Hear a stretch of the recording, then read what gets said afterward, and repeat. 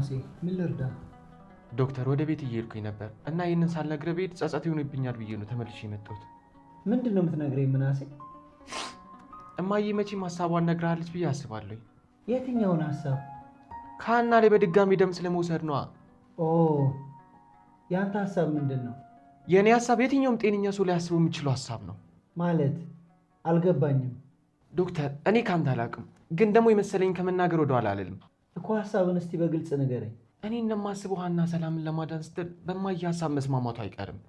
ግን ደግሞ ዶክተር ይህንን ነገር በተአምር እንዳታደርገው። እንዴ ለምን?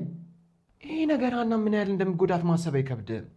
ግን ደግሞ በዚህ የምትጠቀመው ከሞት የምትተርፈው እኮ እህት ነች። የጤና ባለሙያ እንደሆንኩኝ ነግሬሃለሁ። የደም አይነቴን በደንብ ነው ጠንቅቄ የማውቀው። ቆይ እንዴት? ይህ እንዴት ሊሆን ቻለ? እውነት እንዳልከው የሰላም የደም አይነት እንደዛ ከሆነ ፈጣሪውን ነገር አስቧል ማለት ነው። ኦ ይህንንማ ማረጋገጥ አለብኝ። ቆይ አንድ ጊዜ መጣሁ።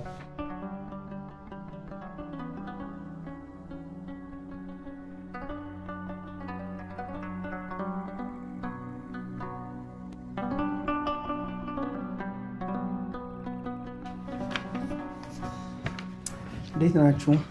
እንዴት ነው ዶክተር? ወይዘሮ ሜላት ሰላም እንዴት ነች? ምን እንዴት አለው ዶክተር? ፈጣሪ እንድንደርስላት አስቧል መሰለኝ። ምን ማለት ነው ዶክተር? እንዴት እንደሆነ ባላቅም የሰላምና የሀና የደም አይነት ተመሳሳይ ነው። ምን? እውነትህን ነው ዶክተር?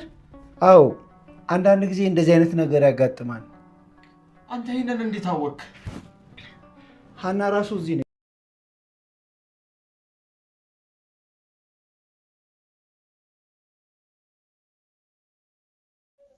ሰላም ሰላም ቤተሰብ፣ በሆኖው ድራማ ክፍል 18 ተመልሰን መጥተናል ማለት ነው። እንግዲህ ላይክ፣ ሼር፣ ሰብስክራይብ ያደረጋችሁ ይህንን ቻናል አሳድጉልኝ ያልኩኝ በአክብሮት ጠይቃችኋለሁ ማለት ነው። ቤተሰብ ሁላችሁም እንደምታውቁት ያው ሰላም ጽንሱን እንዳቋረጠችው በዛ ምክንያት ደግሞ ችግር እንደገጠማት ሁላችንም የምናውቀው ጉዳይ ነው ማለት ነው። እናም ያው ብዙ ደም ስለፈሰሳት ቤትም ሆስፒታልም ማህፀኗ ሲጠረግ ደም ስለፈሰሳት በዛ ምክንያት ደም ማነስ እንትን ብሏት ያው አልነቃችም ማለት ነው። ዶክተሩና ሀናም እጅግ ተጨንቀው፣ ምክንያቱም ሚስጥሩን የሚያውቁት ሶስታቸው ብቻ ናቸው። ራሷ ሰላምና ሀና ዶክተሩ ናቸው ነው። ሀኒም ይህንን ነገር በቃ ኃላፊነት ሙሉ ወስዳለሁ ስላለችው ዶክተሩም እንደዛው የዶክተርነቱን ግዴታ እየተወጣ እያለ ነገር ግን ደም በማነሱ ምክንያት ልትነቃ ከታሰበበት በላይ ተኝታለች ማለት ነው። አልነቃችም ማለት ነው። ዶክተሩም እጅግ ተጨንቆ ይሄ ነገር ችግር አለው ማለት ነው። ምክንያቱም የሰላም የደም አይነት ሲታይ ደግሞ በዚህ በዓለማችን በጣም ዝቅተኛ ፐርሰንቱ ነው የሰላም አይነት ደም ያለው ማለት ነው። ያም ችግሩን ይበልጥ አሳስቦታል ማለት ነው። አወሳስቦታል እና ዶክተሩም ምክንያቱም ሰላም ህመማች አላርጋ እናቷንና ማነው ምላሴን ወደ ቤታቸው ሸኝታቸው ነበር። ከዛ ሌሊት ላይ ነው የተጠረገችው ማለት ነው። ከዛም በቃ አልነቃችም ማለት ነው። ሳትነቃ ቤተሰቦቿ መጡ። እናትየዋ ምን ሆና ነው እስካሁን ማትነቃው ብላ ስጠይቀው የሰላም ደም ማነስ እንዳለባት እና የደም እጥረት እንዳለባት ይነግራታል። እሷም እንግዲህ እናንተ ቤተሰብ ስለሆናችሁ ተመሳሳይ ሊሆን ስለሚችል እና የሁላችንም ደም እየወሰደን ቼክ ማድረግ አለብን ከሰላም ጋር ተመሳሳይ መሆኑን። እሷም ተስፋ ቆርጣ በልጄ ጉዳይ እንደዚህ ምርመራ አድርገን ነበር፣ ስለዚህ የእሷ ደም ከአባቷ ጋር ነው እንጂ የሚመሳሰለው ከሁለታችንም ጋር አይመሳሰልም ትለዋለች።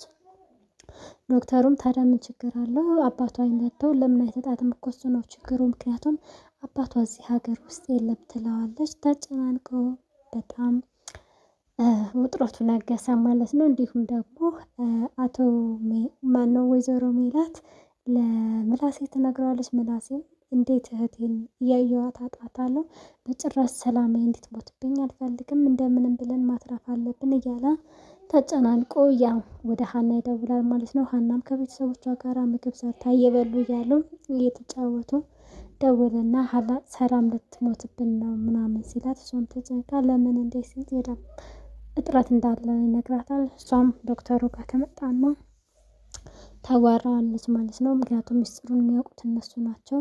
እሷም እኮ የደሟን አይነት ሁኔታ ትለውና ልክ እንደሆነ የእሷ ደም እንደማይገኝና ነገር ግን የእሷ ደም እንዴት እንደሆነ ባታውቅም ደሟ ተመሳሳይ እንደሆነ ትነግረዋለች። እሷም እኔም የጤና ባለሙያ እንደመሆኔ መጠን ደሜን ጠንቅቄ አውቃለሁ፣ ግድ የለም ትለዋለች። ዶክተሩም ፈገግ ይልና እስኪ ፈጣሪ የፈቀደው ይሁን ብሎ ከዛ ለቤተሰቦቹ ያወራል። እነሱም ደስ ብሏቸው በቃ ምንም ችግር የለውም ሀና ጋር ደም ከተመሳሰለ ትሰጠናለች ብለው እንትን ይላሉ። ሂጄ ለምናለሁ ይላል። ዶክተሩ ግን ያው የሙያው ግዴታ አንድ ሰው ፈቅዶ ወዶ ነው እንጂ የሚሰጠው በግዴታ የሚሆን ነገር የለም። ምክንያቱም ደም ሲሰጥ ያው የራስህን አደጋ ላይ ጥለህ ነውና ዶክተሩም ህሊና ያለው ነገር ሁሉ ያስረዳታል ለሀና። ሀናም አምናበት ምንም ችግር የለውም ብላ፣ ነገር ግን ደግሞ ከበድ የሚያደርገው ምንድነው ሀና ደም ከለገሰቻት በኋላ ሰላም ልትነቅ አልቻለችም። ምንድነው ግድ ሁለተኛ ደም እንዳስፈለጋት ዶክተሩ ይገምታል ማለት ነው። ከሌሎችም ሰዎች ጋር ሲያወራ የሰላም ደም እንደሚያስፈልጋት ያወራሉ ማለት ነው። እንግዲህ በዛ መሀል ነው ነገሩ ከበድ እያለ የመጣው ማለት ነው። የሰላም እናት ወይዘሮ ሜላት በቃ ሀናን እያለች ትሰጠናለች፣ ምን ችግር አለው ከሀና ውሰድ ትላለች። ዶክተሩም ሁለተኛ መውሰድ እንደማይችልና እንዲሁም ደግሞ የሀናም ህይወት አደጋ ላይ ነው የሚሆነው፣ ማን ደም ሰጥቶ እንደሞተ ነው ትላለች ማለት ነው። እሱም በጭራሽ ይሄን አላደርግም፣ ምክንያቱም ሰላምን አተርፋለሁ ብዬ ሀናን አልጎዳም ይላል። በዛ በጣም ክርክር ነበረ። ወይዘሮ ሜላትም ደም ከሰጠሽኝ ሁለተኛ ከለገሻት አባትሽን ሙሉ ወጪ አሳክምልሻለሁ፣ መቼም ሰው ቤት እየሰራሽ አባትሽን ማሳከም ከባድ ነው ብላ እንትን ትላታለች። እሷም ይህ እኮ የገንዘብ ችግር አይደለም፣ ምክንያቱም የህይወት ነው ትላታለች። እሷም ኮስተር ብላ ትናገራታለች ማለት ነው። ሀናም እጅግ ተጨናንቃ እንዲሁም ደግሞ ስተኛ እንዴት ትተኛ በጣም ጭንቀቱና ብሶቱ ያለችበት ሁኔታ አባቷን ማጣትና አባቷን ማለት ስለማትፈልግ በጣም ውስብስብ ያለ ነገር ገጥሟት ነበረ ማለት ነው። ጋይስ እጅግ ነው። እኔ ከዚህ ላይ የተረዳሁት ምንድን ነው አንድ ሰው በመልካምነቱ ፈቅዶና ወዶ ሲያረው፣ ሁለተኛ ደግሞ የእንተን ህይወት ጣልና ልጄን አትርፍልኝ ሲባል በጣም ሲበዛ ራስ ወዳድነታችን። ምክንያቱም እናት ነች